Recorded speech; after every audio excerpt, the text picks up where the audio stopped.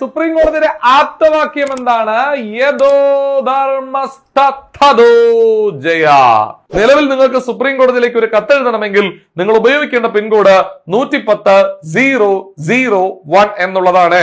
Supreme കോടതിക്ക് ഒരു മുൻഗാമിയുണ്ടായിരുന്നു. ആരാണ്?